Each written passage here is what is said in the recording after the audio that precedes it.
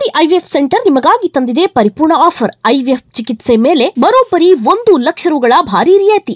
Offer ಪಡೆಯಲು 9449449448ಗೆ ಕಾಲ್ ಮಾಡಿ.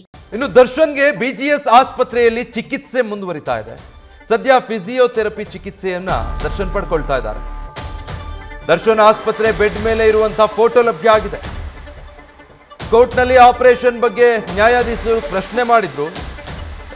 ಮಧ್ಯಂತರ ಜಾಮೀನು ಕೊಟ್ಟಿರೋದ್ರಿಂದ ಆಪರೇಷನ್ ಮಾಡಲಾಗುತ್ತೆ ಅಂತ ದರ್ಶನ್ ಪರ ವಕೀಲರು ಕೂಡ ಅದಕ್ಕೆ ಉತ್ತರ ಕೊಟ್ಟಿದ್ರು.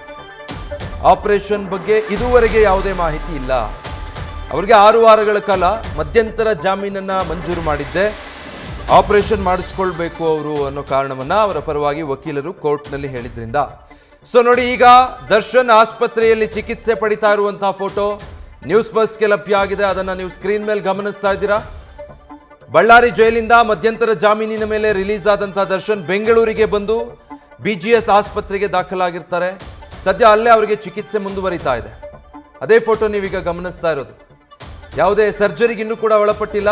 ಫಿಸಿಯೋಥೆರಪಿ ಚಿಕಿತ್ಸೆಯನ್ನ ಸದ್ಯ ದರ್ಶನ್ ಪಡ್ಕೊಳ್ತಾ ಇದ್ದಾರೆ. ಆದರೆ ನ್ಯಾಯಾಧೀಶರು ಇತ್ತೀಚೆಗೆ ಪ್ರಶ್ನೆ ಮಾಡಿದ್ರು. ಅಂದ್ರೆ ಅವರ ರೆಗ್ಯುಲರ್ ಬೇಲ್ ಅರ್ಜಿಯ ವಿಚಾರಣೆ ನಡೆಸೋ ಸಂದರ್ಭದಲ್ಲಿ ಆ ಪ್ರಶ್ನೆಯನ್ನು ಕೂಡ ಕೇಳಿದ್ರು.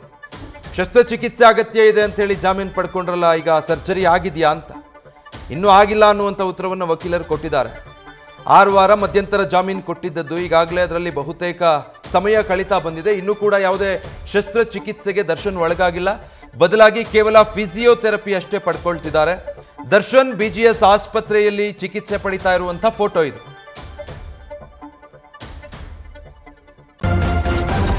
ನ್ಯೂಸ್ ಫಸ್ಟ್ ನಿರ್ಭೀತಿಯಿಂದ ನಿಮ್ಮ ಪರವಾಗಿ.